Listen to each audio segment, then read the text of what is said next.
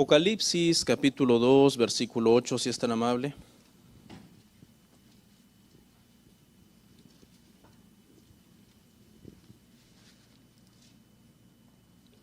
Puestos en pie, leemos la palabra del verso 8 al verso 11. ¿Lo tenemos, hermanos? ¿Sí? ¿Listos? Bueno, leemos.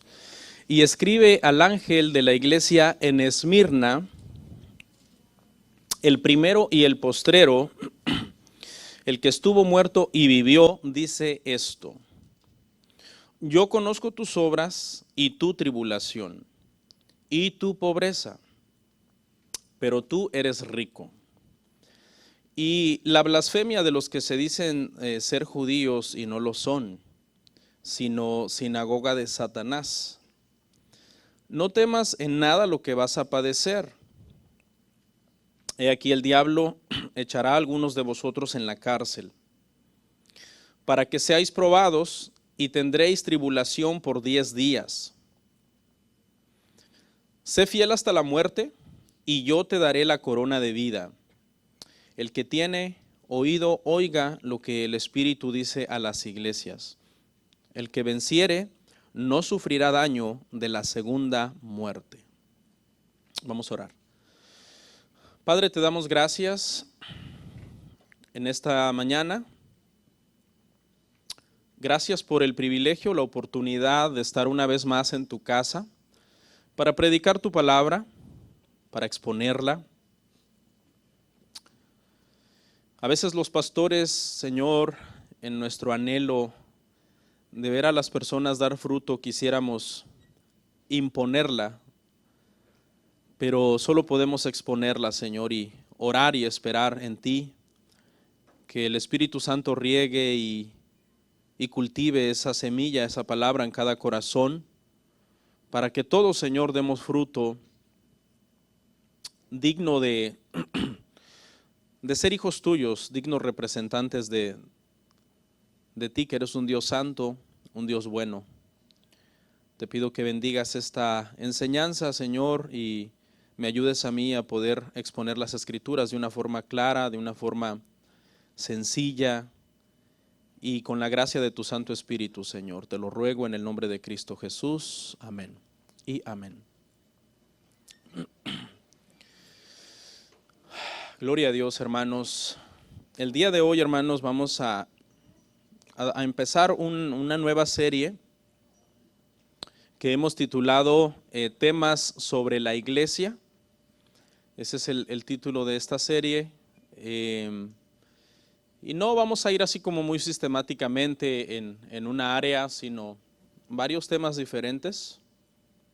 Y el día de hoy, hermanos, el tema se titula Una iglesia sufriente pero aprobada.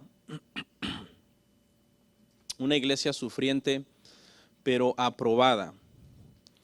El propósito, hermanos, de este tema y de esta serie es que nosotros los cristianos tengamos verdaderamente un concepto correcto de lo que es la iglesia, cómo opera la iglesia, pero más en términos espirituales, no tanto en sí estamos hablando de cosas administrativas o algo así, sino en realidad cómo es la iglesia. Porque muchas veces, hermano, nos formamos en la mente muchos conceptos erróneos de lo que es la iglesia. Por ejemplo, hay gente que cree que en la iglesia todo es perfecto, y ese es un concepto erróneo. Que en la iglesia nunca nadie peca, y eso es un concepto erróneo. Que en la iglesia nunca nadie se enferma, o que los cristianos son prácticamente superhumanos, que nunca pasan por situaciones o cosas así. Y aunque usted no lo crea, hay gente que tiene ese entendimiento, dice, no, pues los cristianos, ellos todo bien. Pero no es cierto, porque la misma Biblia, hermano, nos enseña que el sufrimiento es parte de nuestra formación cristiana. No nos gusta, obviamente, a nuestra humanidad, porque pues ¿a quién le va a gustar sufrir? Solamente alguien que no está bien, ¿no? De sus facultades mentales diría, no, pues yo soy una persona masoquista, me gusta el dolor. Sería algo, esa es una desviación, no es algo natural. lo natural es que a nosotros nos gusta experimentar placer, ¿no? Y hay muchos placeres que son permitidos por Dios. La comida es un placer, el descanso físico es un placer, compartir con otras personas de una forma amena y muy edificante es un placer, y otras cosas, ¿no?, que quizás no viene al caso mencionar. Por lo general, si nos dan a escoger placer o dolor, nosotros vamos a escoger placer. ¿Quién en su sano juicio va a decir, denme el dolor? Sin embargo, Dios permite que muchas veces pasemos por situaciones dolorosas. Y esas situaciones dolorosas Dios las permite porque tiene el propósito de que nosotros, hermano, maduremos y crezcamos y seamos más fuertes. ¿Cuántos han oído, hermanos, que existe una secta que se llama Pare de Sufrir? ¿Han oído de esa secta?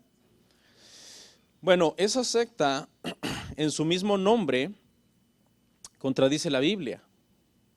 Porque la Biblia, hermanos, no promete que cuando nosotros venimos a Cristo, venimos a Dios, vamos a dejar de sufrir, sino al contrario, creer en Cristo y sufrir por Cristo es parte de nuestro llamado a la salvación.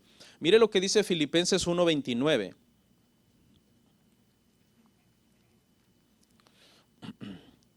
Dice, porque a vosotros os es concedido a causa de Cristo, no solo que creáis en Él, sino también que padezcáis por Él. Este verso es claro y no dice que ser creyente nos exime a nosotros del padecimiento. Al contrario, dice que es parte del paquete que Dios nos concede a nosotros. Creer en Él, Dios nos concede creer en Él, y Dios por su amor y misericordia nos concede padecer también por Él. ¿Quiénes son estos? Todos los que hemos gustado la salvación. Parte de nuestro proceso, hermanos, en esta tierra incluye también el padecimiento y el sufrimiento. Y con la ayuda del Señor esperamos en esta prédica que tengamos paz. Después de oír esto, tengamos paz y digamos, acepto la voluntad de Dios, acepto que esta es la voluntad de Dios. Le doy gracias a Dios si en este momento estoy sano y todo está bien a mi alrededor, pero también no me aferro a esta situación diciendo nunca quiero que cambie, sino que si un día esto cambia y yo comienzo a recibir malas noticias o accidentes o tragedias o malos diagnósticos o lo que sea, yo aceptaré eso con valentía porque entiendo por la palabra que es la voluntad del Señor también que yo padezca. Una iglesia victoriosa, hermanos, no es la que nunca padece. Una iglesia victoriosa es la que en medio del padecimiento se mantiene, hermanos, firme en Cristo, firme en Dios. Esa es una iglesia victoriosa. Porque muchos cristianos a veces usan la Biblia fuera de contexto y dicen, no, yo soy más que vencedor, yo soy más que victorioso. Pero muchas veces lo dicen porque en ese momento no están pasando por una tribulación. Y están diciendo prácticamente que todo está bien y que por eso son más que victoriosos, pero no es así. Nosotros somos más que victoriosos, hermano, porque estamos en Cristo, por eso. No porque estemos eximidos completamente, o sea, exentos del padecimiento. Vamos a analizar nuestro texto, hermano. Ahí póngale un separador, porque ahí vamos a estar en Apocalipsis 2, verso 8 al 11. Es nuestra cita principal. Vamos a ir a otras, pero este es el principal. Ahí en el verso 8 dice una de las primeras frases, dice, escribe al ángel de la iglesia. Y este pasaje que vamos a analizar, hermano, es parte del mensaje de parte de Jesucristo a las 7 iglesias en Asia Menor. Ahí están las demás iglesias, usted lo puede leer en su casa, en total son 7, nosotros vamos a hablar de una, pero en cada una de las iglesias hay un mensaje, hay un sermón para nosotros como iglesia. Y lo primero que vemos aquí, hermano, es que Cristo es el dueño de la iglesia. ¿Okay? Él es el dueño, el que la compró y se está presentando como el que se dirige a la iglesia. Miremos lo que dice Hechos 20:28. Dice, por tanto mirad por vosotros y por todo el rebaño en que el Espíritu Santo os ha puesto por obispos, para apacentar la iglesia del Señor, la cual, esta es la parte que quiero que atienda, la cual Él, o sea Cristo, ganó por su propia sangre. O sea, la iglesia es de Cristo porque Él la compró, Él la ganó a precio de sangre. Cuando una persona, hermano, nace de nuevo, es prácticamente lavado, limpiado por el Señor y es unido al cuerpo de Cristo, y entonces la persona se vuelve propiedad de Dios. Y eso es lo que implica este versículo. Les dice ahí, mirad por vosotros y por el rebaño. Y prácticamente lo que está diciendo el Señor, lo que es a través de Pablo, en este caso en Hechos 20, es miren por ustedes, porque la salud de la iglesia, que es mía, le está diciendo a los pastores, va a depender mucho de ustedes. No es que nosotros salvamos a las personas, pero el Señor está diciendo, miren por ustedes, ¿cómo están ustedes? Y luego, en la medida en que ustedes miren por ustedes, ustedes pueden mirar por el rebaño. Y lo que implica esto es que cuando el pastor es un hombre temeroso de Dios que enseña la palabra sanamente a la iglesia, pues la iglesia va a estar sana.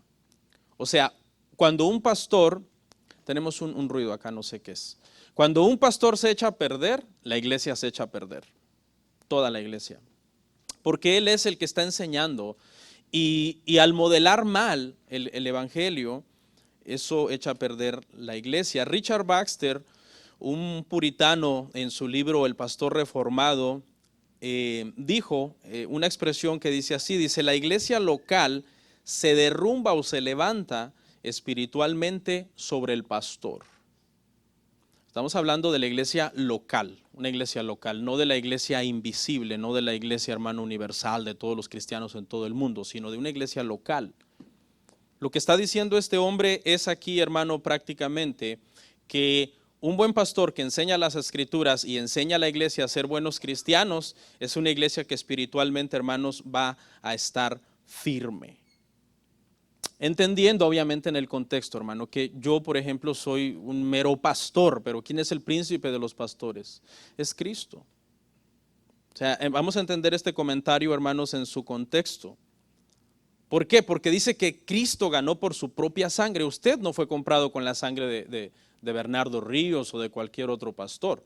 Usted fue comprado con la sangre de Cristo, y uno como pastor de una iglesia local solamente debe de encargarse de alimentar y pastorear sanamente a la iglesia. Y parte, hermano, de una buena enseñanza es enseñarle a usted que el ser cristiano incluye también el sufrimiento. Esas iglesias perfectas que se pintan muchas veces, hermano, en las falsas declaraciones de los falsos maestros que dicen, nosotros nunca nos vamos a enfermar o nunca vamos a pasar por ningún problema, eso es falso. Un buen pastor enseña a una iglesia a que si sufre, debe de sufrir y padecer dignamente por el Señor.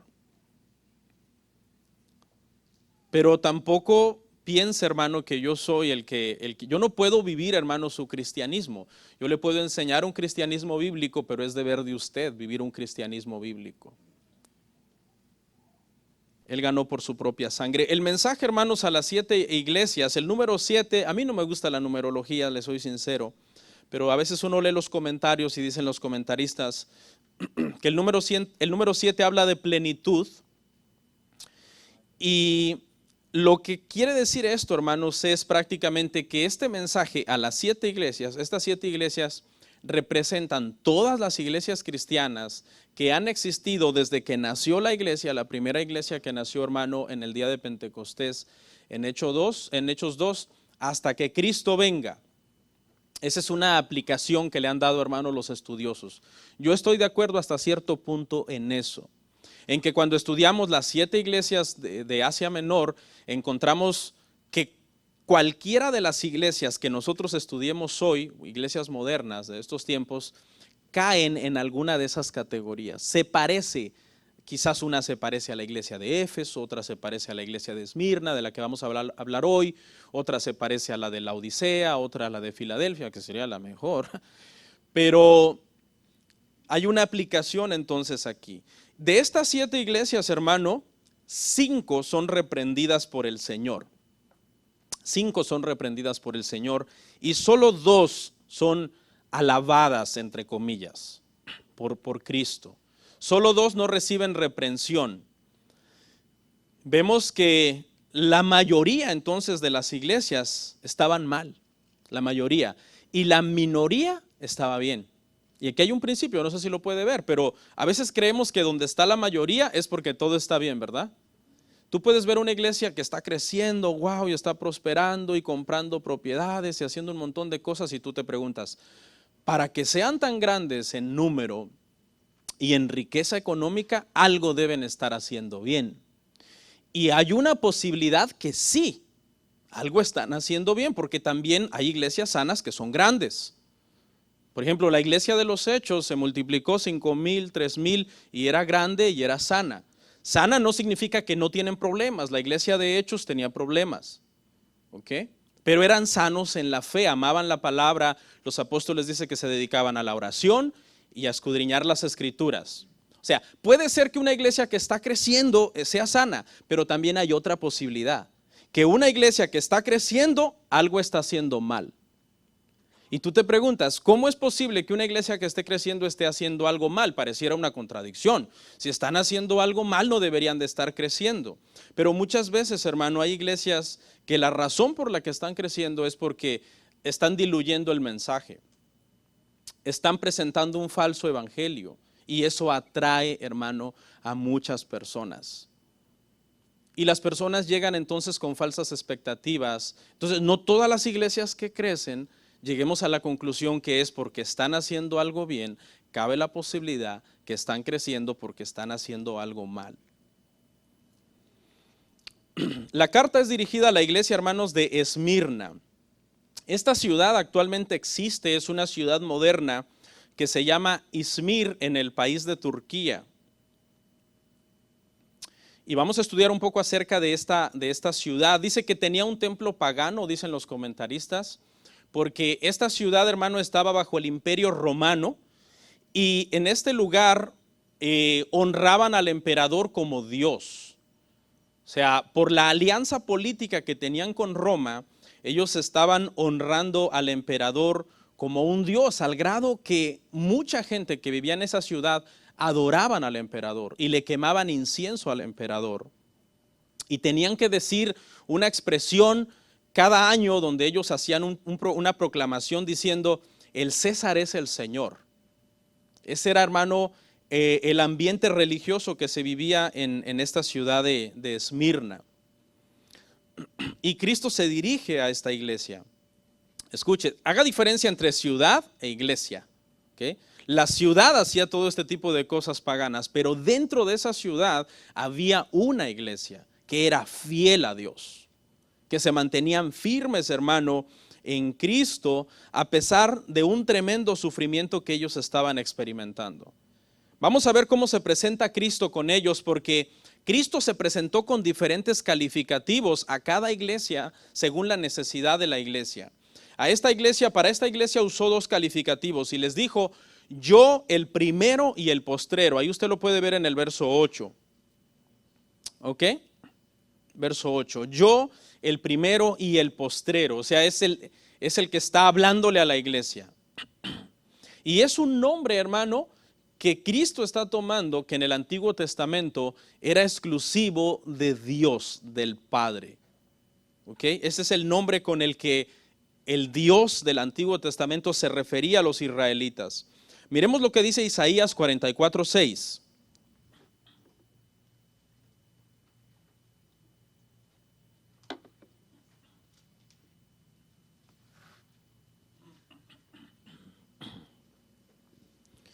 Dice, así dice Jehová, Rey de Israel, y su Redentor, Jehová de los ejércitos. Yo soy el primero y yo soy el postrero, y fuera de mí no hay Dios. Y este es el nombre con el que se está presentando Cristo. Nosotros entendemos por la Escritura que Cristo el Hijo, Cristo Dios el Hijo y el Padre, Dios el Padre, son de una misma esencia, tienen los mismos atributos. No son la misma persona, como dicen la secta Solo Jesús, ¿no? No son la misma persona, son dos personas diferentes que tienen los mismos atributos, porque el Padre es Dios, el Hijo es Dios y sabemos que el Espíritu Santo es Dios. Y lo que Jesús les está diciendo, hermanos, a la iglesia de Esmirna es: yo soy Dios. Y eso es un consuelo bien fuerte para ellos, porque ellos están firmes en Cristo, están firmes en Dios. Les dice: yo soy el primero, yo soy el último. Yo estoy con ustedes de principio a fin. Desde que empieza el problema hasta que acaba el problema, yo estoy ahí con ustedes. Y ustedes pueden confiar en mí porque yo soy Dios. Y luego les dice, el segundo calificativo que usa es el que estuvo muerto y vivió. Seguimos ahí mismo, hermanos, en el verso 8. Se presenta como el resucitado, que es una doctrina básica sobre la cual descansa la iglesia cristiana. Porque si Cristo resucitó, nosotros vamos a resucitar, hermanos. Y eso trae una gran esperanza, porque todos vamos a morir. Todos vamos a morir. Pero como Cristo resucitó, Él nos prometió que seremos resucitados. Usted un día va a morir, ¿ok? Por si no lo sabía, pues se lo dejo saber, ¿no? Con mucho amor. Pero tranquilo, porque va a haber un periodo de tiempo, hermano, en que su cuerpo va a estar en la sepultura y va a pasar por un proceso de descomposición normal, ¿ok? Pero cuando el Señor regrese, su cuerpo va a ser glorificado y usted se va a levantar, hermano, de entre los muertos. Su cuerpo va a ser unificado con su alma y su espíritu, que van a estar con Dios cuando usted muera. Cuando usted muera, el alma y el espíritu van con Dios, el cuerpo va a la sepultura. Cuando Cristo viene, su cuerpo es resucitado, usted se levanta y vuelven a unirse. Y usted vuelve a ser una persona, usted vuelve a tener todos los atributos de una persona, porque Cristo tiene actualmente todos los atributos de una persona. El Dios hombre, Dios con un cuerpo glorificado. Y tal como fue el Señor, ¿ok?, en ese cuerpo glorificado, nosotros vamos a ser. Esto es mucha doctrina, pero aprenda esto. Usted, si muere en Cristo, usted no va a morir para siempre. Usted va a morir por una temporada mientras el Señor regresa y su cuerpo va a ser resucitado y glorificado. ¿No le da esperanza a eso? Y luego usted va a vivir toda la eternidad. Olvídese de que 50 años, 60 años, ¿no? Nosotros estamos felices con la vida que vivimos en esta tierra. ¿Quién se quiere morir? Nadie. Todos queremos ver a Cristo, pero nadie se quiere morir. Ahí está la contradicción. ¿Pero quién se quiere morir? Pues nadie, ¿no? La muerte nos da miedo, nos genera miedo. Es normal. Todavía hay una humanidad en nosotros débil.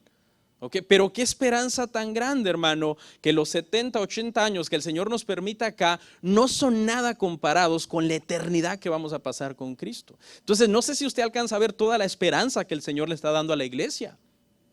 Él les está diciendo: yo soy el resucitado, yo soy el que estuvo muerto, ¿ok? Pero vivo, estoy vivo ahora, estuve muerto y vivo, muerto y vivió.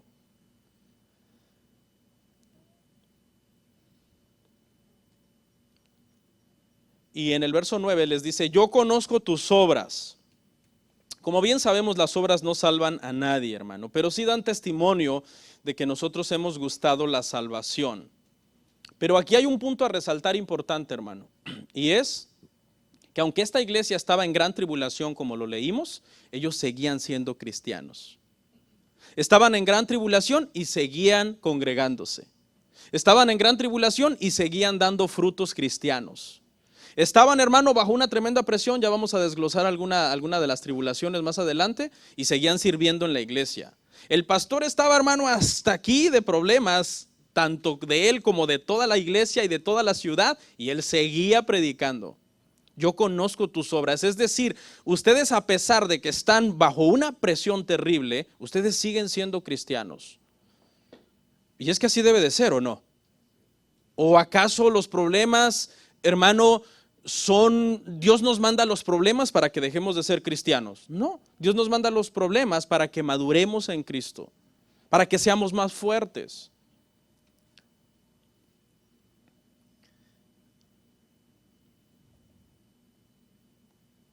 Estaban sufriendo mucho estos hermanos, pero ellos seguían adelante siendo hermanos cristianos. Había 5 tipos de sufrimiento, hermano. Vamos a verlos de aquí para abajo. 5 tipos de sufrimiento había en la iglesia de Esmirna. El primero, ahí en el verso 9, es que estaban, dice, hermanos, bajo tribulación. ¿Ok? Una de las palabras para tribulación es tilipsis y significa literalmente presión, angustia, carga, persecución y aflicción. Y todo esto venía, hermano, porque ellos como cristianos en la ciudad eran odiados. Eran odiados por ser cristianos, porque acuérdense que la ciudad, ¿a quién adoraba como Dios? Al César. Le rendían pleitesía al Imperio Romano. Y el Imperio Romano eran enemigos de los cristianos. Así que los cristianos perdían el trabajo, los corrían de su trabajo, los golpeaban, los abusaban, al grado de que algunas veces los golpeaban hasta la muerte. Ese era el sufrimiento, hermanos, esa era la tribulación que ellos estaban, hermanos, padeciendo. Imagínense que por ser cristiano no te den trabajo y eso traiga una crisis tremenda sobre tu familia y no puedas ni proveer para tu familia, y la opción, la salida fácil sea renunciar a Cristo, decir César es el Señor, y te den un trabajo. Nosotros sabemos, hermano, que tener deudas, cuando el trabajo baja, cuando ya vienen los biles y no hay para pagarlos, ¿qué se siente? ¿Se siente bonito? Claro que no. ¿Quién va a sentir bonito? Te sientes atribulado, te sientes angustiado. Dice que significa presión, carga, angustia, persecución. Yo no creo que sea muy bonito sentirte súper endeudado y que alguien te esté, hermanos, cobrando y presionando y te va a meter preso si no me pagas. No es bueno sentirse así, pero esa era la presión que los hermanos tenían, además del odio de todas las personas. La palabra Esmirna, hermanos, viene de una palabra griega que es mirra, y era una sustancia que se usaba para perfumar, ungir los cadáveres y prepararlos para la sepultura. Y la palabra mirra siempre se refería a sufrimiento. Entonces el nombre de la ciudad, en el mismo nombre de la ciudad estaba implícito el sufrimiento que los cristianos, hermanos, llevaban. Hablaba prácticamente de muerte, porque para eso se usaba, para ungir los cadáveres. A Jesús le dieron mirra como un regalo, porque era el ungido, porque para eso se usaba la mirra, para ungir. Pero también le dieron mirra diciéndole, tú serás el siervo sufriente de Dios. Porque ¿quién es Cristo? Cristo es el siervo sufriente de Jehová. No el siervo que vino y nunca sufrió. No, Él es el siervo sufriente. Miremos Mateo 2:11.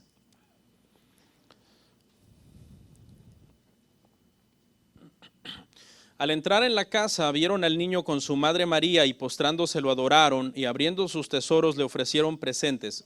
Mire, los que eran tres: oro, incienso y mirra. ¿Okay? El oro porque es el Rey de Reyes, el incienso porque es el mediador entre Dios y los hombres, el camino al Padre, nadie va al Padre si no es a través de él, pero la mirra porque iba a sufrir en la cruz. Y mire lo que hizo Cristo cuando le dieron mirra, porque la mirra denotaba sufrimiento en el sentido de que también al ungir los cadáveres o alguien probar mirra, servía de anestésico. Pero mire lo que hizo Cristo con la mirra que le dieron en Marcos 15:23, lo vemos. Cristo, hermanos, la rechazó y le dieron a beber vino mezclado con mirra, mas él no lo tomó, porque él es el siervo sufriente y él llevó todo nuestro dolor, y obviamente este analgésico fue rechazado porque iba de alguna forma a calmar el dolor. Entonces eran cristianos atribulados, hermano, eran odiados por las personas. Dice la historia que Policarpo, 50 años después de la muerte del apóstol Juan, Policarpo fue un discípulo directo del apóstol Juan, el discípulo que escribió el Evangelio de Juan y que escribió las 3 epístolas de Juan y que escribió el Apocalipsis. Policarpo fue su discípulo. 50 años después de la muerte de Juan, Policarpo fue pastor de la iglesia de Esmirna. Él era uno de los pastores, o había sido uno de los pastores en la iglesia, hermanos, de Esmirna. Cuando él era un anciano, hermano, de 86 años, él fue martirizado, ¿ok?, por su fe. Cuenta la historia, usted lo puede leer, hay un libro que se llama El libro de los padres apostólicos, y cuenta la historia que el procónsul romano le dijo a Policarpo, tú no tienes por qué pasar por todo este dolor. Lo único que tienes que hacer es negar a Cristo, decir que César es el Señor y te vamos a dejar en libertad. Y este anciano, hermano de 86 años, dijo, por 86 años yo he servido a Cristo, Él es mi rey, Él nada malo me ha hecho a mí, así que yo no voy a hacer eso. Y permaneció, hermanos, fiel hasta la muerte. Hay un poco de desacuerdo en cómo lo mataron. Algunos dicen que lo enterraron vivo, hay otras teorías, pero el punto es que lo mataron y lo martirizaron, hermanos, y lo torturaron. Pero ¿qué está diciendo el Señor antes de ver todo este sufrimiento? El Señor dice, yo conozco tus obras, es decir, yo estoy al pendiente de tu sufrimiento, yo lo sé. A veces sentimos, hermano, como que lo que nos está pasando el Señor no lo sabe, ¿verdad? Porque uno dice, wow, es mucho, ya una tras otra, tras otra, tras otra. Y tú dices, Señor, ¿dónde estás? Y el Señor nos dice, Él lo sabe todo. Él tiene cuidado de todo, de nosotros. Nos está probando, hermanos, como se prueba los metales que se meten al fuego. Hechos 14:22. Vamos a leer ese pasaje, hermanos.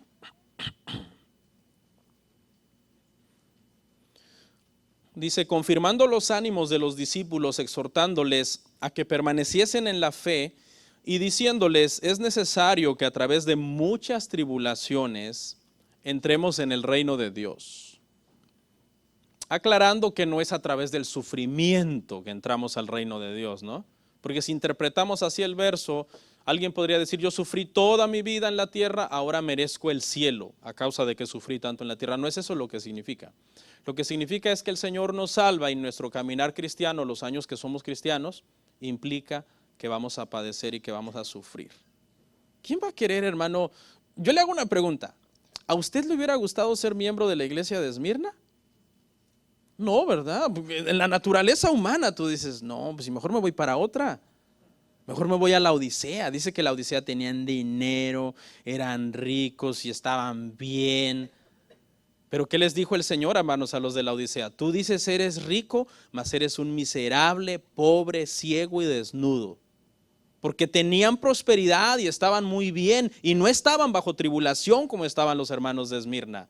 Pero los hermanos de Esmirna estaban en la voluntad de Dios. Dios los había puesto en ese sufrimiento, Él lo había permitido para ellos. ¿No? Porque a lo mejor uno dice, wow, en la iglesia donde me congrego hay tantas tragedias, mejor me cambio antes de que sea yo el siguiente. ¿No será que yo sigo, Señor?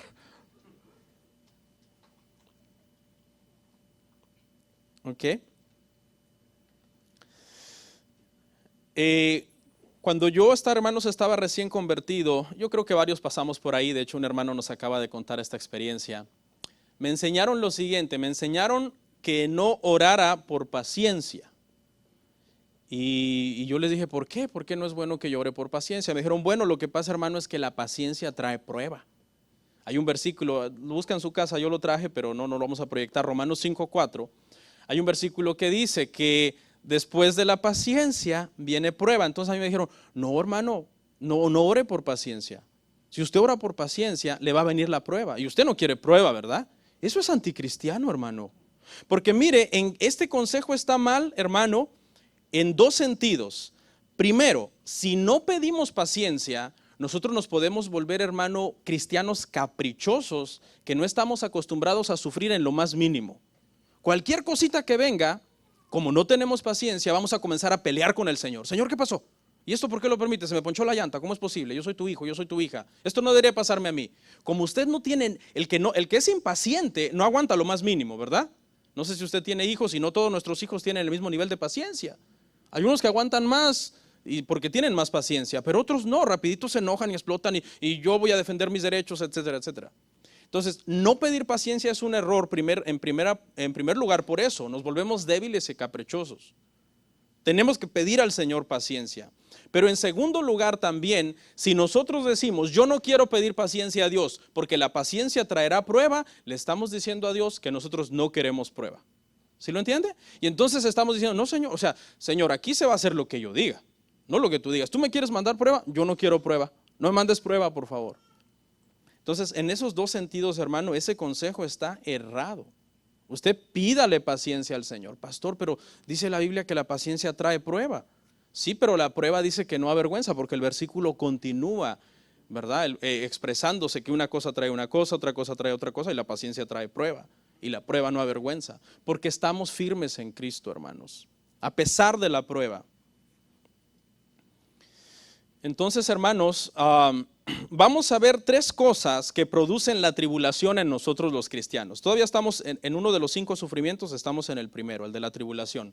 Tres cosas que producen la tribulación.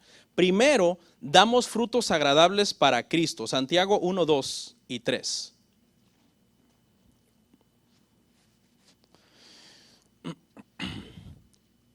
Hermanos míos, tened por sumo gozo cuando os halléis en diversas pruebas, sabiendo que la prueba de vuestra fe produce paciencia. ¿Sí ve?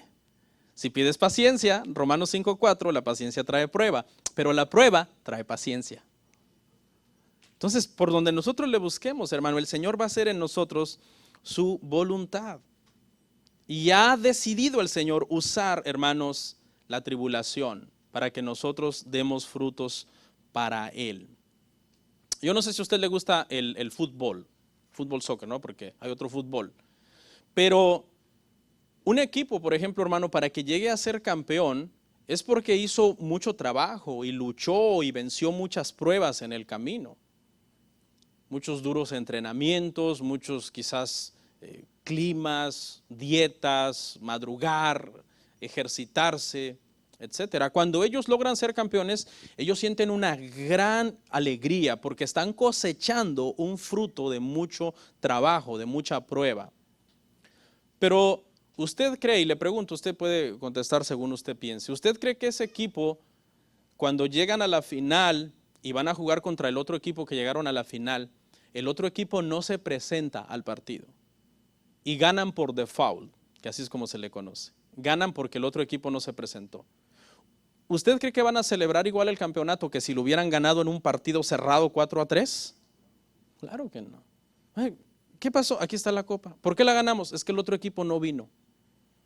Entonces, el fruto es más satisfactorio después de que la prueba, después del trabajo, después de que tú has permanecido firme luchando. Y eso es lo que hace el Señor con nosotros, hermano. Hace que produzcamos fruto como producto de la prueba.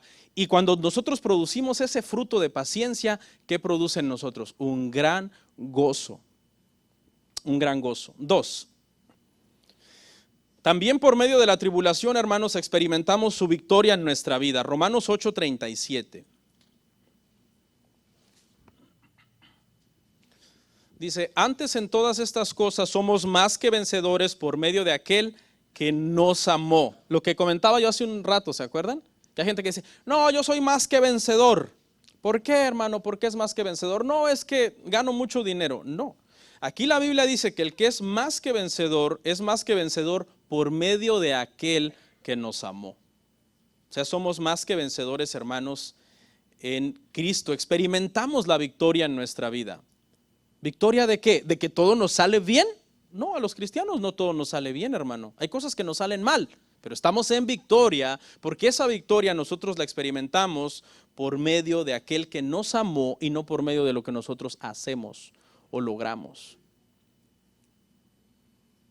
3, vemos consuelo en nuestra vida. Vemos el consuelo de Dios en nuestra vida. 2 Corintios 1:4. Dice, el cual nos consuela en todas nuestras tribulaciones para que podamos también nosotros consolar a los que están en cualquier tribulación. Por medio de la consolación con que nosotros somos consolados por Dios. O sea, queremos la consolación de Dios. ¿Quién no va a querer la consolación del Señor? La consolación es como medicina, hermano. Cuando, por ejemplo, tu hijo está enfermo o está pasando una situación difícil y tú lo consuelas, lo abrazas, lo animas, el hijo siente bien. Ese consuelo nosotros también, hermano, lo necesitamos, pero ¿consolados de qué? Tenemos que ser consolados de la tribulación. Si nosotros decimos no a la tribulación, estamos diciendo no al consuelo de Dios.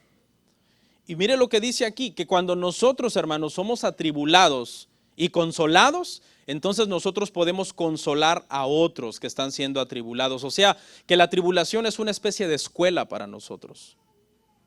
Pastor, y si en esa tribulación el Señor me mata, gloria a Dios. Pero entonces ya no puede consolar a nadie, pero vas a estar consolado en el pecho del Padre. Porque ¿qué dijo Job? Job dijo, aunque Él me matare, en Él esperaré. Él no dijo, no, Señor, tú me tienes que sanar por fuerza. No, Él no dijo eso.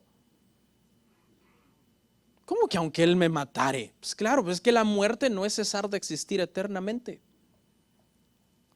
Porque los que morimos en Cristo, hermano, nuestro cuerpo solamente va a dormir, pero será levantado.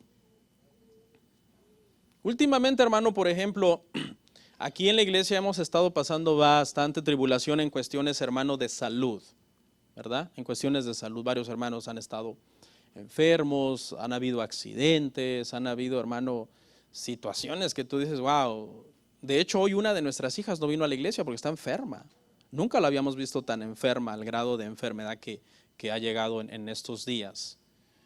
Y wow, es duro, tú dices, Señor. Pero hermano, de estas tribulaciones es donde Dios, hermano, nos consuela. Hay muchas cosas, hermano, acerca de la salud, acerca de la enfermedad y conceptos que la iglesia a veces tiene erróneos. Quiero hablar de tres. Número uno, que un cristiano nunca se enferma. Ese es un concepto erróneo que ya nosotros lo hemos derribado infinidad de veces. Pero si alguien es nuevo y está visitando por primera vez, queremos decirte que eso es erróneo. Los cristianos nos enfermamos, pasamos por tragedias, pasamos por accidentes también. ¿Ok? Si está sano y todo está bien, dele gracias a Dios. Pero no le diga, Señor, nunca permitas que me pase algo. En nuestra humanidad sí queremos decírselo, ¿verdad? Porque ¿quién quiere estar enfermo? Pero mejor ore de esta manera, Señor, yo sé que un día voy a enfermar, voy a envejecer o que estoy en un mundo caído, dame la fortaleza para cuando venga el momento de la tribulación, yo esté firme en ti, siendo más que vencedor en ti. Entonces es el primer argumento erróneo, lo derribamos. Los cristianos nos enfermamos, pasamos por tragedias, en un segundo podemos perder la vida. Segundo argumento erróneo, y es una frase popular que dice, mientras yo tenga salud, lo tenga todo. ¿Cuántos han oído esa frase cuando saludan a alguien? Quizás no entre cristianos, ¿no? Que tenemos doctrina, pero sí hay gente un poco ignorante y le dices, ¿cómo está? Lo saludas, ¿cómo está, don fulano? Pues mientras tenga salud, lo tengo todo. Así que estoy bien. La expresión suena muy bonita, pero es antibíblica. ¿Por qué es antibíblica, pastor? Es antibíblica porque estamos diciendo que una persona que no está en Cristo, que es un impío, mientras tenga salud, lo tiene todo. Y no es cierto. Mientras no tenga Cristo, no tiene nada. Esa es la verdad.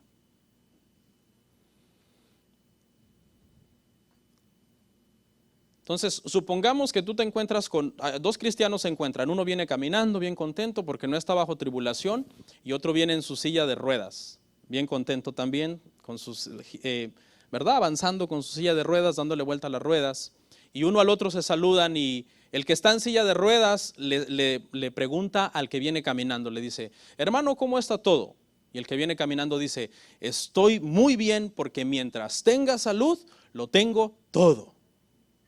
¿Qué mensaje subliminal le está mandando al hermano que viene en silla de ruedas? No, hermano, usted no tiene nada.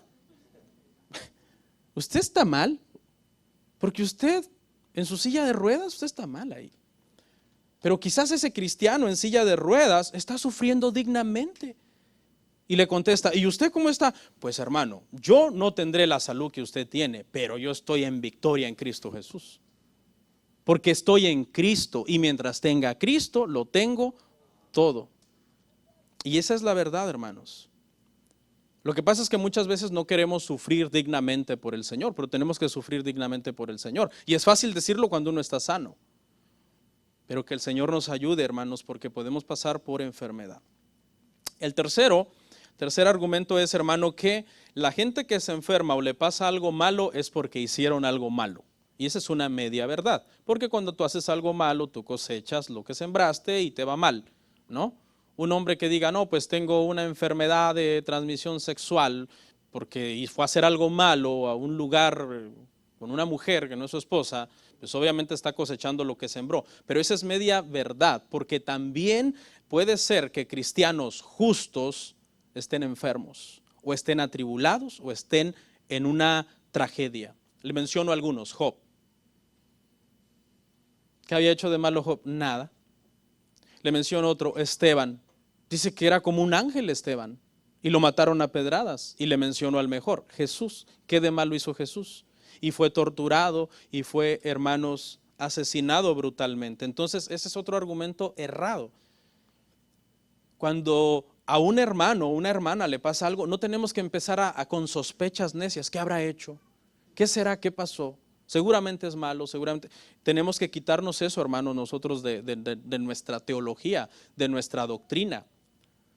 Porque Jesús prohibió eso. Cuando iba aquel ciego, iban los discípulos y dice que le dijeron, Señor, ¿qué hizo este para haber nacido ciego? ¿Qué les dijo el Señor? Él no hizo nada, sino para que Dios sea glorificado, nació así, Él no hizo nada malo.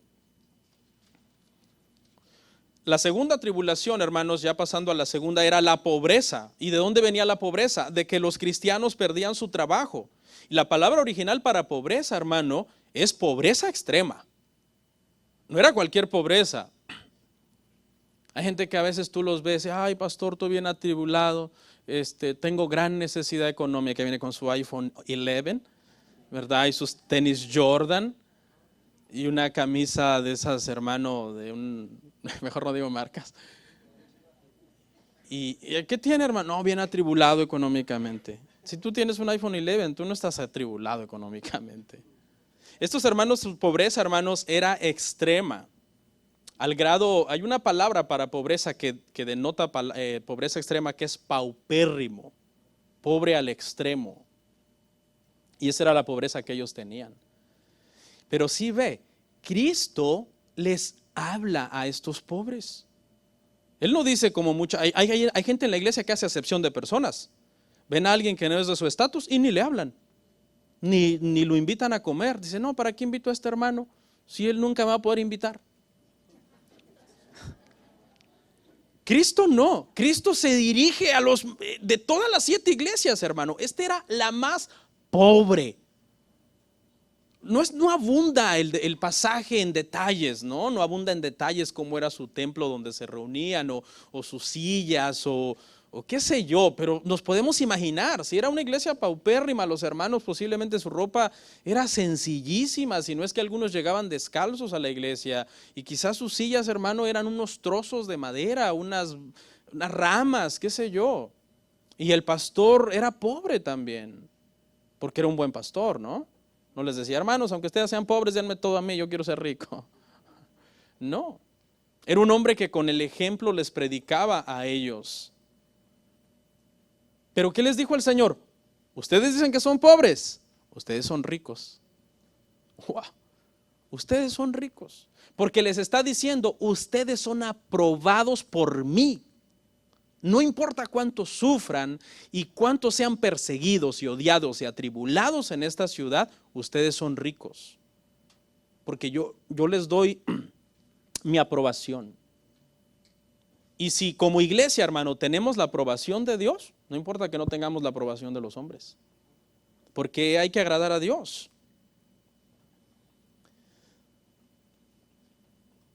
Pastor, pero a mí me enseñaron que la pobreza es un mal espíritu, es algo del diablo. No es cierto. La Biblia no prohíbe la pobreza ni la condena como un demonio, como mucha gente dice. Hay gente que dice, espíritu de miseria, fuera, ¿por qué estoy tan pobre? Porque hay gente que está pobre en el cristianismo. Hasta las cucarachas se mudan de casa, vámonos, aquí no hay ni para comer. Pero mientras sea una pobreza, escuche, aprobada por Dios, gloria a Dios. Pero esa pobreza puede causar presión sobre uno, carga. Pero ahí es donde el Señor dice, aprended de mí que soy manso y humilde, llevad mi yugo, porque ligera es mi carga. Tenemos que aprender a sufrir en medio de la tribulación en Cristo, hermano. Porque la Biblia dice que si sufrimos como malhechores, eso no glorifica a Dios, sino que suframos como buenos cristianos. Le voy a dar 2 formas en las que nosotros, sin tener dinero, podemos ser ricos ante Dios. Pero primero, sí, Número 1, podemos ser ricos, hermano, en generosidad. Segunda de Corintios 8:2. ¿Cómo es eso? Que puedo ser pobre pero rico. Podemos ser ricos en generosidad. Dice que en grande prueba de tribulación, la abundancia de su gozo y su profunda pobreza abundaron en riquezas de su generosidad. Esta es la iglesia de Corinto, mandando ofrendas a la iglesia de Jerusalén, que la iglesia de Jerusalén estaba en pobreza. Y no es que mandaban porque les sobraba a los corintios, sino que estaban abundando, hermano, y eran ricos en generosidad. Y esto lo que implica, hermanos, es que Dios mide la riqueza espiritual de una persona no por cuánto tiene en el banco, sino en parte por cuánto da. ¿Sí? ¿Hay un respaldo para esto? Claro, la ofrenda de la viuda. ¿Era más rica que los demás que estaban alrededor de ella? No. Los demás que estaban alrededor de ella eran más ricos que ella. Pero Cristo dijo, esa ofrenda fue más agradable, porque ella dio lo que tenía, todo lo que tenía. Ahora no lo entienda inmediatamente en el contexto de iglesia, porque estos versos se manipulan muchísimo para la iglesia, la iglesia, la iglesia. Dar a la iglesia es un deber, pero hay otros deberes como ayudar a los pobres, ayudar a los necesitados, ayudar a tu familia, ayudar a tus padres que están en tu país, a alguien que necesita.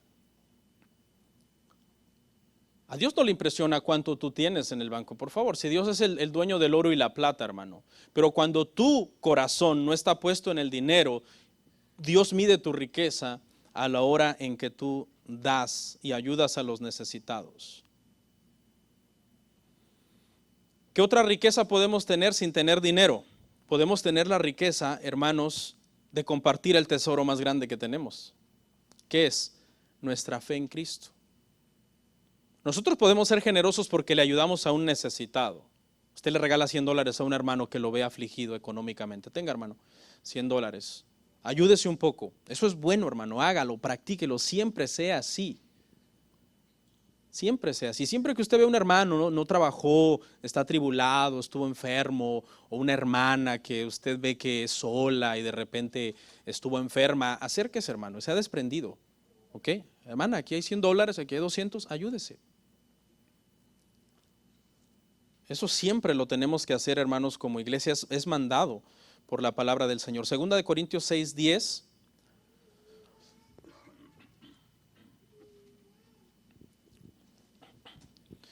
Este es el segundo tipo de riqueza, compartir nuestra fe en Cristo.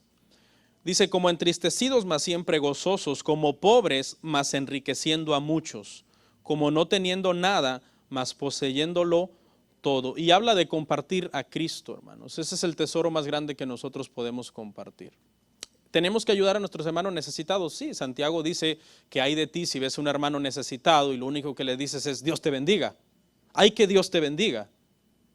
Sí, hermano, hay que Dios te bendiga, pero tú traes 20 billetes de a 100 en la cartera que ya ni te puedes sentar, que por cierto no es que te urja, ay, voy a desacompletar. No, ahí los andas porque tienes extra y no le puedes dar uno. Eso es una desgracia en una iglesia, hermano. Ese es un cristiano que podemos poner en tela de juicio, hermano, su relación con Dios y si me apura, hasta su salvación. Porque sinceramente, ¿cómo puede ser que haya gente, hermano, tan dura, hermano, a la hora de ayudar a un necesitado? Bueno, vamos a pasar al tercer tipo de sufrimiento que había en Esmirna. Ya vimos dos, tribulación y pobreza. El tercero es, hermano, crítica y blasfemias. En el verso 9, ahí mismo estamos, solamente en el verso 9, no hemos salido. Ya vamos a salir de ahí. Pero la blasfemia es la crítica, hermano. Habían dos grupos que odiaban, hermano, a los cristianos en Esmirna. El primer grupo eran los romanos, que obviamente le rendían pleitesía al emperador y a Roma, pero había otro grupo que eran los judíos. Y los judíos también aborrecían a los cristianos y los odiaban. ¿Ok? Profundamente. ¿Ok? Y como Cristo fue experto en eso, porque a él lo odiaron los judíos, él les dice, también sé que los judíos que me persiguieron a mí, me quisieron matar, están blasfemando contra ustedes. Y yo lo sé, y yo tengo cuidado de ustedes, porque mire lo que le pasó a Cristo en su ministerio, Juan 8:44. Vosotros sois de vuestro padre el diablo y los deseos de vuestro padre queréis hacer. Él ha sido homicida desde el principio y no ha permanecido en la verdad, porque no hay verdad en él. Cuando habla mentira, de suyo habla, porque es mentiroso y padre de mentira. A Jesús lo aborrecieron, hermano, los judíos que lo rechazaron, ¿no? No todos, porque Pedro era judío y lo amó, y Juan era judío y lo amó. Estamos generalizando. En términos generales, la mayor parte de judíos lo rechazó, lo querían matar. Dice que una vez lo llevaron hasta un despeñadero y lo querían empujar. Pero en ese momento el Señor, pues como es Dios, cegó su entendimiento, le entorpeció la mente y pasó en medio de ellos, y me imagino que se quedaron frisados, no sé, tratando de agarrarlo. La Biblia no especifica. Pero lo querían matar, hermano. Y no, nosotros somos hijos de Abraham. No, ustedes son hijos del diablo, les dijo. Si eran descendientes de sangre de Abraham, pero espiritualmente les era necesario, le dijo Cristo a Nicodemo, nacer de nuevo. Y un judío podrá ser muy judío, hermano, pero mientras no nazca de nuevo y puede guardar los 10 mandamientos según ellos a rajatabla, y si muere se va al infierno, porque no hay otro camino. El camino es Cristo, hermanos. No, nosotros somos hijos de Yahweh, le estaban diciendo. Les dice Cristo, no, ustedes son hijos del diablo. Entonces Cristo conocía bien esta persecución. Él la entendía a la perfección. Él fue perseguido por un grupo de judíos que blasfemaron contra él y le dijeron, tú eres un comilón, un bebedor de vino, comes con pecadores, con prostitutas. Él conocía a la perfección. Lo que él sintió en carne ante la persecución judía, la estaban experimentando ahora sus seguidores. Y él les dice, yo sé de la blasfemia de estos. Y mire cómo los llama, se dicen ser judíos y no lo son, sino sinagoga de Satanás. Así los llamó el Señor. Cristo está diciendo, el mundo los aborrecerá porque Él me aborreció a mí primero. Cuarta tribulación, cárcel, verso 10. Vea que las cosas van empeorando, no mejorando, va empeorando. Cárcel, les dice, el Señor les dice a los hermanos, aquí, en esta parte, en el verso 10, que van a ser echados, hermanos, a la cárcel por 10 días. Y les da esa esperanza, les dice, ok, van a entrar, pero van a salir, va a ser 10 días. Dice que ¿quién los va a echar a la cárcel? El diablo. ¿Es literal? No, hermano, no, el diablo ahí persiguiendo a los cristianos. No, el diablo aquí representa falsas acusaciones, porque el diablo es el acusador. Entonces iban a venir los judíos y los romanos e iban a presentar falsas acusaciones. No, vimos a este cristiano hacer esto. Dijo algo en contra de César y presentaban acusaciones falsas para poderlos meter presos.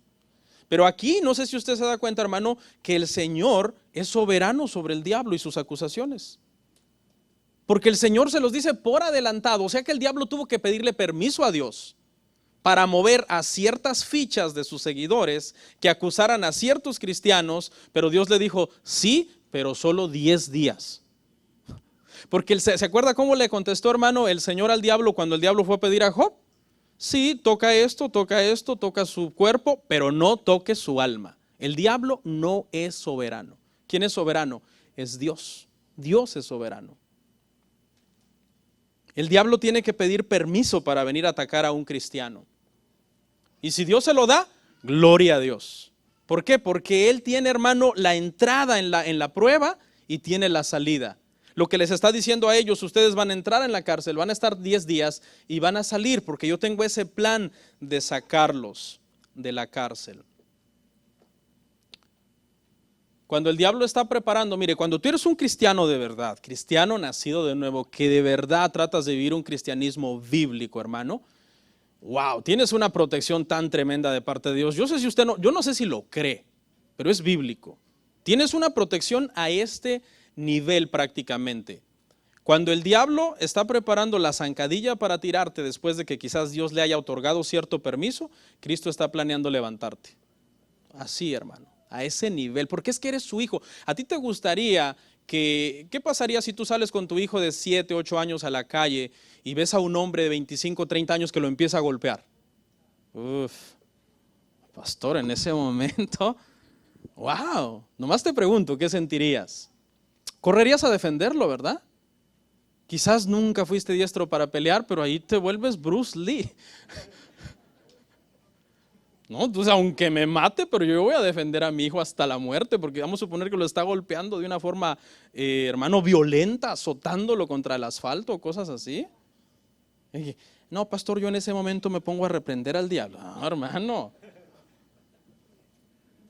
Entonces, esta es la escena a la que lo quiero llevar.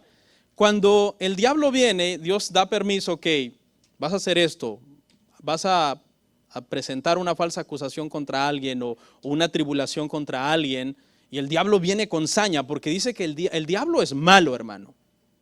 ¿Ok? El diablo es malo. Dice, hermano, en Apocalipsis que él baja a la tierra con gran ira, sabiendo que su tiempo está cerca. ¿Ok? Entonces, el diablo viene con gran ira. Una vez que consigue el permiso, viene con ira. No creas que viene, ay, bueno, te voy a traer una sarna, le dijo a Job, pero primero te va a hacer piojito. No. Vino con gran ira, le empezó a quitar todo de alguna forma, aunque Dios estaba trabajando detrás de todo, ¿no? Y orquestando todo.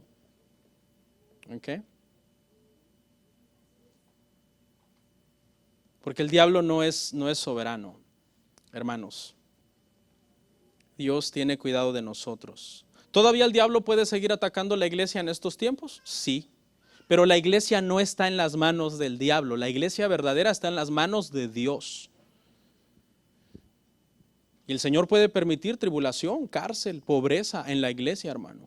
Persecución, por ejemplo, ahorita hay una persecución tremenda en las cuestiones migratorias. Y ahí ya podríamos abrir un paréntesis y discutir otros asuntos, que digan, no, pero es que esto, es que el otro, y yo voté por tal presidente, y bueno, eso ya es otra cosa. Pero mire la quinta, hermano, tribulación. Muerte, verso 10. ¿Qué dice ahí? Sé fiel hasta la muerte. ¿Ok? Sé fiel hasta la muerte, dice, y vas a recibir una corona. ¿Ok? La palabra original para esa corona es estéfanos, y se refería, hermano, a la corona que recibía un atleta después de vencer en una carrera. Era una corona de laurel, que no duraba mucho, después obviamente se secaba y se marchitaba. ¿Ok? Pero aquí lo que habla, hermano, en sí es, no se refiere entonces a la corona de un rey. Las coronas de un rey no era un laurel, la corona de un rey era una corona de oro, pero esta corona de este atleta era de laurel. Y se refiere a salir victorioso de una prueba. Que no te consigue, salir victorioso de una prueba no te consigue la corona de un rey, que ya tú eres el rey y estás en el cielo, no. Pero Dios te da una recompensa por salir vencedor. Crecemos, maduramos, somos más fuertes, somos mejores cristianos. Santiago 1:12. Santiago 1:12. Bienaventurado el varón que soporta la tentación, porque cuando haya resistido la prueba recibirá la corona de vida que Dios ha prometido a los que le aman. ¿Ok? Ahí está. Bienaventurado el varón que soporta la tentación, porque cuando haya resistido la prueba recibirá la corona de vida que Dios ha prometido a los que le aman. O sea que Dios usa, hermanos, entonces el dolor, usa, hermanos, la tentación misma. Él puede darle permiso a Satanás. ¿Se acuerda que le dijo a Pedro? Pedrito, Satanás te ha pedido para zarandearte. Pero yo he rogado al Padre para que tu fe no falte. Una vez vuelto, ve y confirma a tus hermanos. O sea, puede venir tentación, porque Dios no tienta a nadie, ¿no? Podemos hacer una exégesis de algunos versículos que dieran a entender eso y llegar a un entendimiento que Dios no tienta a nadie, ¿ok? Pero Dios nos prueba y puede permitir que el diablo nos tiente y puede usar la enfermedad, el dolor, la tribulación, para que nosotros, hermano, seamos bienaventurados. En esta parte del sermón quiero cerrar hablando un poquito, hermanos, ya dejando atrás las 5 tribulaciones, acerca de que cuando estamos siendo atribulados estamos más propensos a pecar. El diablo sabe eso. ¿Usted cree que el diablo quiere tentar a un cristiano o traer una prueba sobre un cristiano, un problema sobre un cristiano nada más por nada más? No. Sabe que es un momento en que lo puede atacar más fuerte. Por ejemplo, Cristo en el momento más débil físicamente que él estaba ayunando fue cuando Satanás vino y comenzó a tratar de tentarlo. Entonces, hermano, en medio de la prueba, de la tentación, de la tribulación, nosotros tenemos que recordarnos de seguir en santificación en el Señor, seguir santificándonos.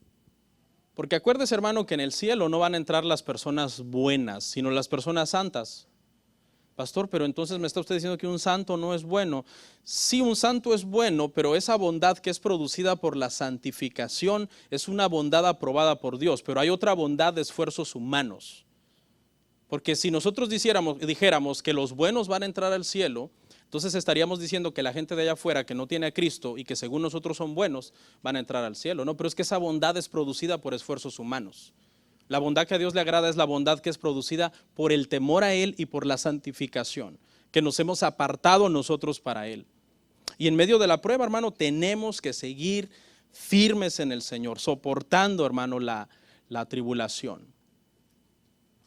Hay momentos en que un cristiano está más propenso a caer, cuando está pasando por un luto, cuando está pasando por una tristeza, cuando está pasando por opresión económica, por deudas.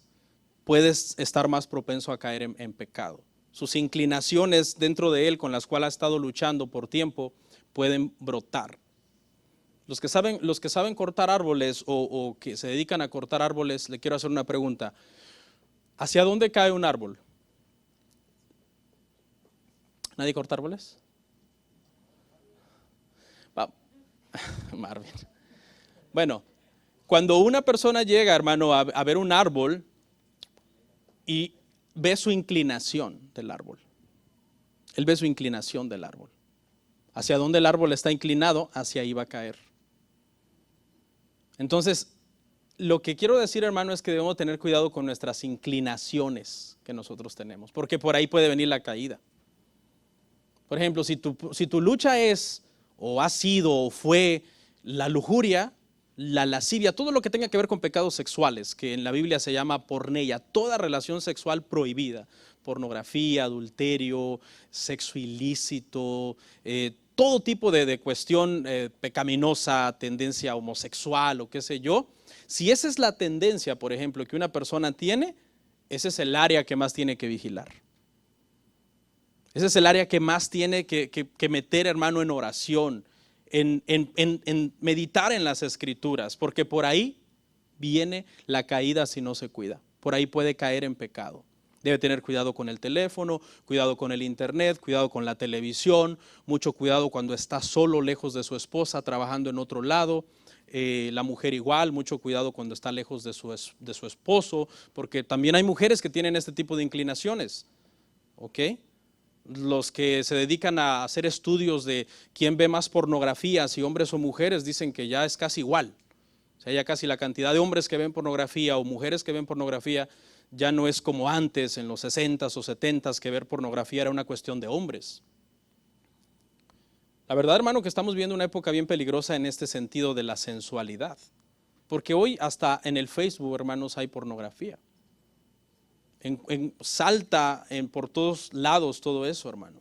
Entonces tienes que cuidar tu inclinación. Si tu inclinación es el orgullo, puedes caer en pecados como humillar a los demás, menospreciar a los demás, tener un alto concepto de ti mismo. Si tu inclinación es falta de sabiduría al hablar, puedes caer en pecados como chisme, murmuración, perder el tiempo en conversaciones que no edifican.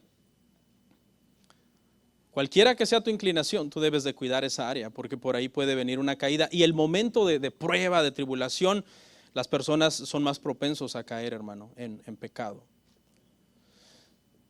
Ayer nos dio una ilustración el profesor que estábamos estudiando, me gustó y se la voy a contar un poco. Y es una ilustración de la vida real, porque las semillas de los árboles, por ejemplo, hay árboles muy grandes, muy poderosos, hermano, que crecen de una forma imponente y su raíz es muy fuerte, pero su semilla es muy pequeña. Y si esa semilla se sembrara y luego se le echara un firme de concreto encima de la semilla, cuando la semilla germine, si la semilla logra germinar, tiene tanta fuerza, hermano, el brotar de ese árbol, que puede partir el concreto, que puede abrir, hermano, remover el concreto. Una semilla pequeña, mire la fuerza que tiene. Así trabaja la tentación. La tentación comienza como una semilla pequeña. La carne te dirá que los pecados pequeños no son pecados. y que los pecados grandes apenas si son pequeños. Y por ahí viene entonces, hermanos, la trampa. No hay que jugar. Hasta nos daba una ilustración el profe y dice que el que empieza, por ejemplo, con droga y dice, ¿a qué sabe? Y prueba un poquito así. Ay, está amarga. Ay, me durmió la lengua. No, ya no. Y al otro día ya sumerge más el dedo, ¿no? A ver, es que no sé cuál fue la sensación. ¿Cuál fue? Y al otro día mete 2 dedos y entonces se unta en todas las encías. Y luego después al mes ya una rayita pero chiquita, no tan grande, ¿ok? Y así, una semilla pequeña de tentación puede traer gran destrucción. ¿Ok? Dios es bueno. Con esto concluyo, escuche. Cristo le dijo al Padre, hermanos, que Él iba a padecer. Cristo ya venía, Cristo decidió poner su vida voluntariamente. A Él no lo presionaron, no lo obligaron. Y poner su vida por los pecadores implicaba sufrimiento, dolor, muerte, todo tipo, hermano, de blasfemias que le hicieron. Cuando el Señor fue tentado, el diablo vino y le ofreció lo contrario. El diablo vino y le dijo, no, mira, yo te puedo dar todos estos reinos, si postrado me adorares, y le comenzó a hacer muchas promesas. El diablo le prometió a Cristo fama, riqueza y gloria. Eso fue lo que él le prometió. Y estaban las dos cosas. Lo que el Padre lo mandó a hacer, ve y muere, ve y sufre, derrama tu vida hasta la muerte. Y el diablo le dijo, no hombre, esa oferta está bien fea. Aquí está una oferta mejor. ¿Cuál eligió Cristo, hermanos? Ser obediente al Padre. Ser obediente, pero no cualquier obediencia, dice Filipenses, hasta la muerte. Por eso es, hermano, que los pastores actuales o predicadores actuales que le ofrecen a sus ovejas riqueza, fama y gloria, le están ofreciendo a la iglesia lo mismo que Satanás le ofrece a la iglesia. Fue lo mismo que le ofreció a Cristo, pero es lo mismo que también le ofrece a la iglesia. Un evangelio diluido, un evangelio que no implica sufrimiento. Pero hermanos, que leímos aquí es el evangelio verdadero. Y tenemos que estar firmes en Cristo, pase lo que pase. ¿Viene cárcel? ¿Usted es cristiano fuera de la cárcel? ¿Y es cristiano? En la cárcel. ¿Me deportan? Soy cristiano en Estados Unidos, soy cristiano en mi país. Donde yo quiera que esté, yo soy cristiano. Estoy bien, sano y próspero, gracias a Dios, soy cristiano. Viene una enfermedad y viene un desfalco económico, lo que sea mi vida, soy cristiano. Eso es lo que nos enseña esta epístola, hermano, a la iglesia de Esmirna. Que no importa por lo que pasemos, nosotros que tenemos que estar firmes hasta la muerte. Y luego les promete ahí, serán librados de la muerte segunda. Esa es la promesa, serán librados de la muerte segunda. Sean fieles hasta la muerte, ok. Lo máximo que les pueden hacer es matarlos. A Policarpo lo mataron. Ok, pero no sufrirán la muerte segunda. ¿Y cuál es esa? La muerte segunda es cuando los injustos sean resucitados sus cuerpos y lanzados al lago de fuego. Porque los injustos también serán resucitados. La diferencia es que los cristianos seremos resucitados para estar siempre con Cristo, gozando con Él. Pero los injustos serán resucitados para ser lanzados al lago de fuego, que es la muerte segunda, que es la muerte eterna. Y esa es una promesa que debe alentarnos a nosotros, hermano. Vamos a orar.